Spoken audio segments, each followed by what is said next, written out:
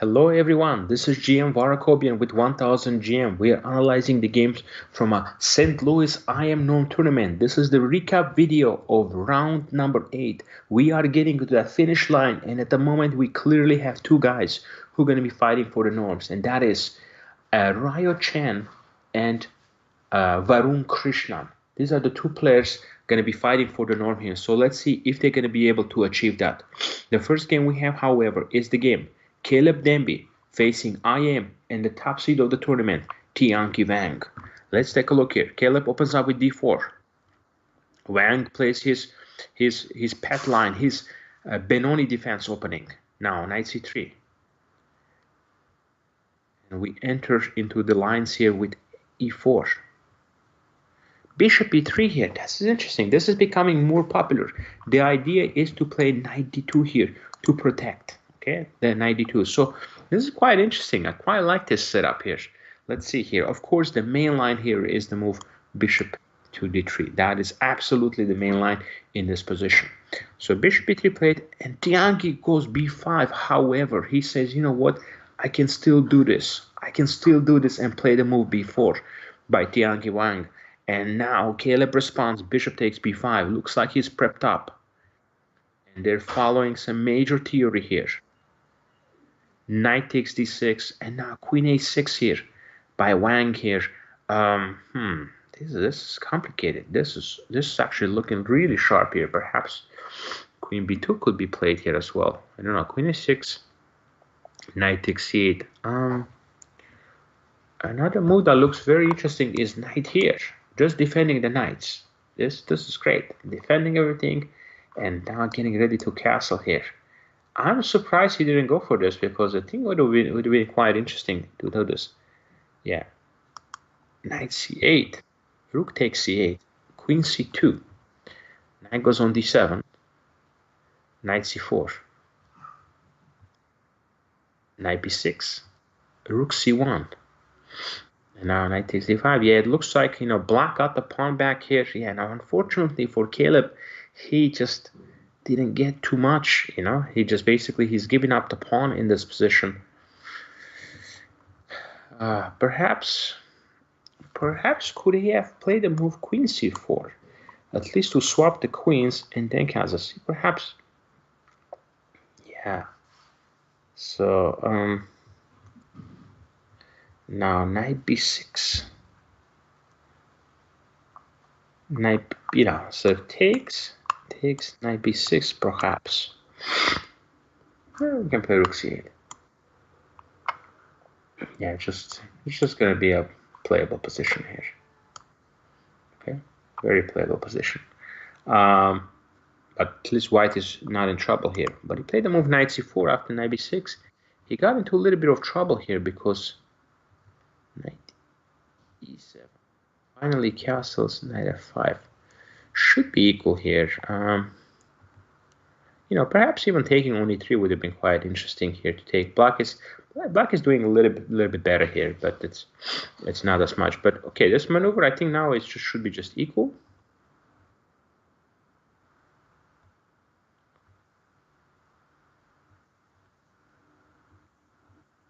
Trades. As long as he doesn't blunder anything. Ooh. G5. Still fairly equal position here. F4. Oh, I don't know, opening up the position a little bit, so it looks a little bit scary. Okay, but there is a pressure. Knight takes g6. Rook e4. Oh, and looks like this was the blunder of the game. Just simply king h2. King h2 would have been absolutely fine here. The point is I have knight takes h4 ideas now threatened. So let's say now queen goes on c1. Yeah, but now I think there's knight d7 check. Knight d7 check is very strong here. King f8, queen d8, and you can pick up on so it's just it looks like it's just gonna be a draw here.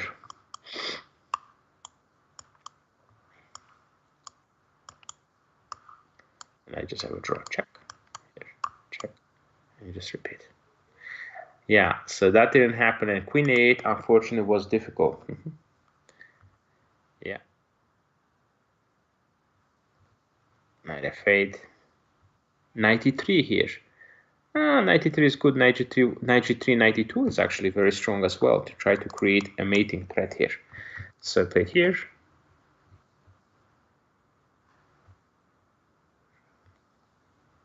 Knight f5.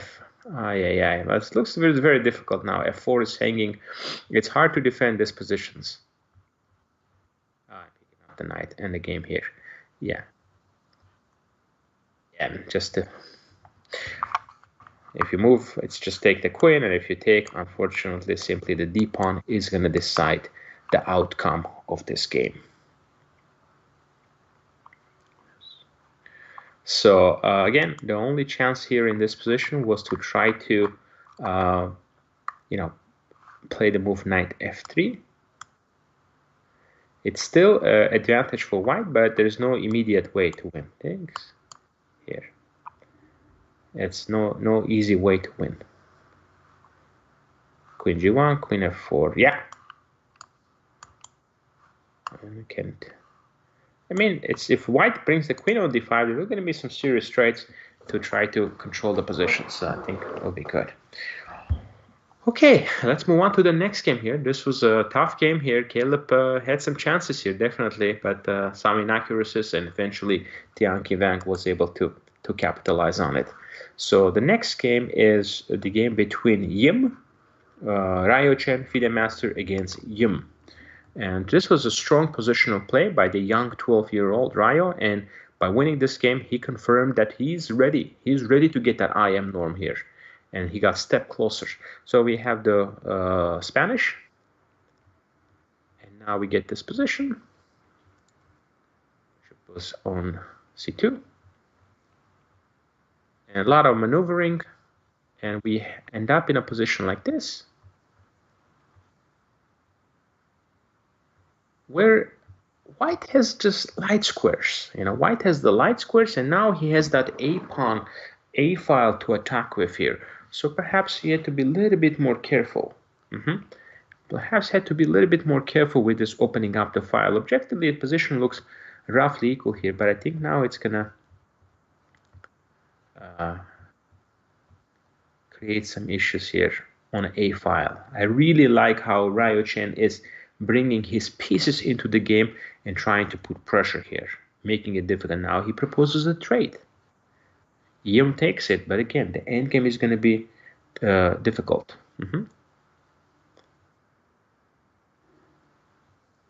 Rook goes here.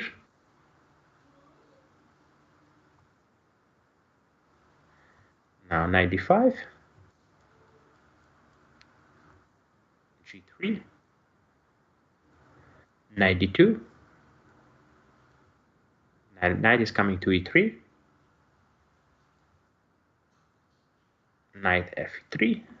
And now again, it's the knights are very, very strong. And now he goes here, rook b7. Just again, this is one of those positions where it's very, very difficult. The knights are defending each other, so and the control of the light squares. Okay. King g2, king e8, king h3, getting ready to play g4 to open up the position. Again, trying to create weaknesses. I really like this plan by Ryo Chen. Not too many 12-year-olds would think of this plan. Trust me, Black is putting up a solid defense, but he's thinking of how to create a ways to put some pressure here. King g8, getting ready to play this, g4. Just waiting for the right moment. Waiting for the right moment, and that right moment has occurred. And now g4 comes in to open up the position. Takes. f6. h5. Knight b8.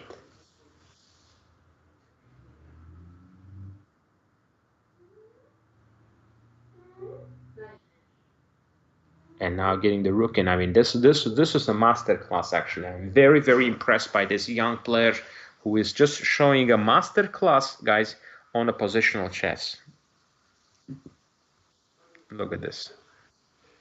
Not even allowing anything. Everybody is coming into the game. Takes. Wow, what a play here. What a play by Ryo Chen. Look at this threat now. Knight G7 is absolute checkmate, and it's just a magnificent play by the 12-year-old here. Now H7, and his opponent simply resigned here because he moves the rook away from the G file. Knight G7 is going to be made, and if he goes to here, if you try to do this, for example, then simply can get a queen. Yeah, you're going to be able to get it back, no problem. But then after Knight G7, it's going to be a mate. So very nice finish here. Really nice play here, getting a small advantage out of the opening, but then finishing up in a really, really good style. So I quite like this play by Ryo Chen. Again, masterclass on the light squares this game, guys. So he showed how you can win a game just based on the light square. Because if you go back in this position, it doesn't look like anything too significant. Yeah, it looks like a nice knight on d5. Like, see, it looks like a very nice knight on d5. That's all, you know. Yeah, the black is quite solid, but he comes up with another idea to create the f5 square. Okay, so that is I think very, very impressive in my opinion. So, and creating that second weakness, you know. So very, very impressive play by him. Next, we have two games that kind of ended in a draw.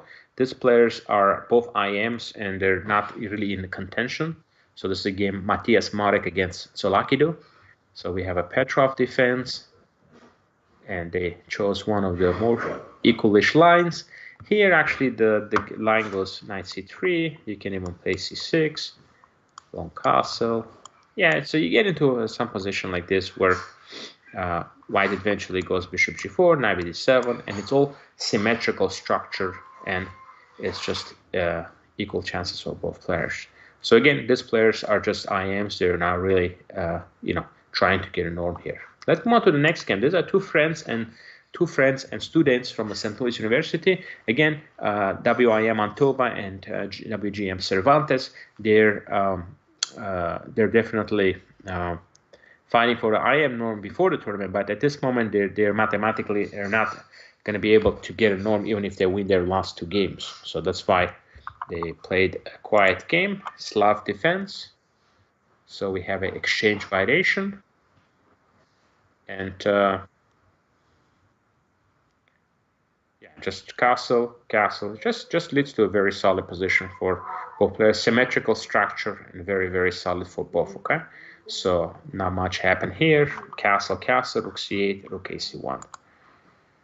And the last game for this recap video is the game between FM Eckert against Varun Krishnan. Varun is in a very tough spot here. He has to win his last two games if he wants to get a norm here. So, but first he has to go through a very strong opponent, FIDE master FM Eckert. Let's see. So we had this line played. Very solid opening choice by Dog, and he's quite familiar with the opening. Players are moving relatively fast here. I don't know if you have to take on g6. You can also just play rook b1 and prepare some, perhaps minority attack. So here b5 played. That's weakening the position. Now knight e2.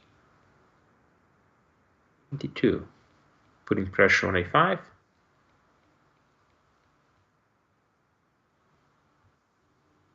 Now e4. Yeah, this one was a little bit surprising. There is no need to play e4 here. I quite like this position. I think it's totally playable for white, and I would wait for some opportunities. Perhaps even try to play rook c2, double up the rooks on a c file. Okay, and endgames are really good for white because the black pawns are overextended here. So all the endgames would have been absolutely fine. But here he plays e4. That's a mistake. Another plan that is quite interesting is to go boom, knight h5, and bring the knight here to d3. Then you have the access to the square. So this would have been a very nice move here, like famous Bobby Fischer game where he played knight h1, knight f2.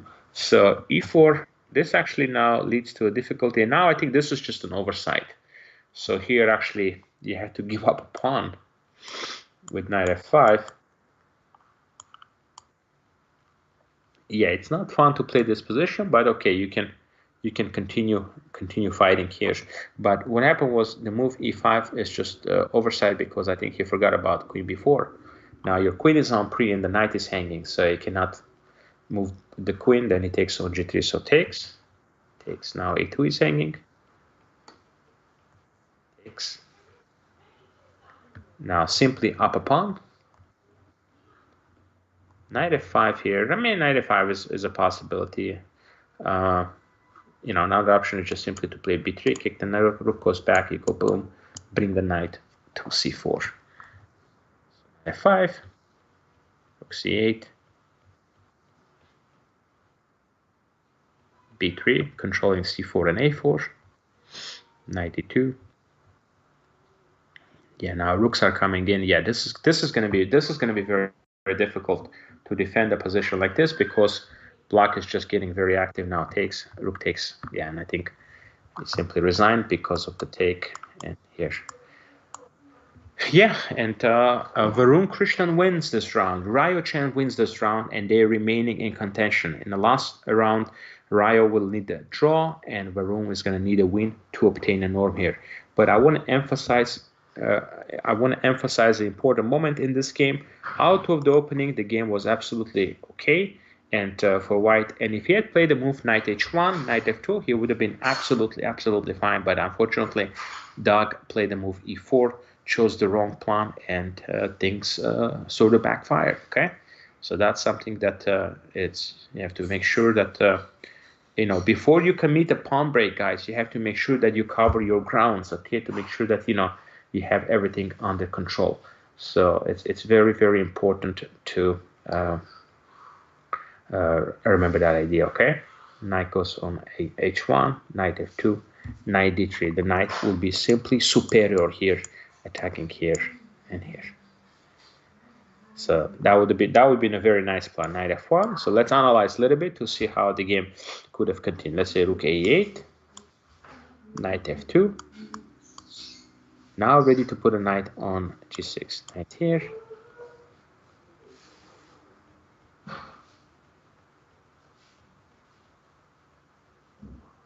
Well, this a5 pawn is also hanging. Okay, f1.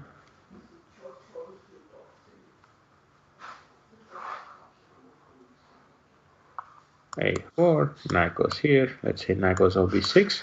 Getting ready to jump in here. But now we can play simply b3, restricting the c4 square and not allowing the opponent to get in there, okay? Simply restricting that.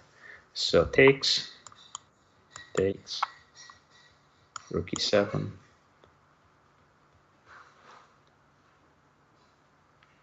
And yeah, once we get the queens off the board, this c6 pawn is going to be very, very weak here. So maybe even just let's see here, queen b4.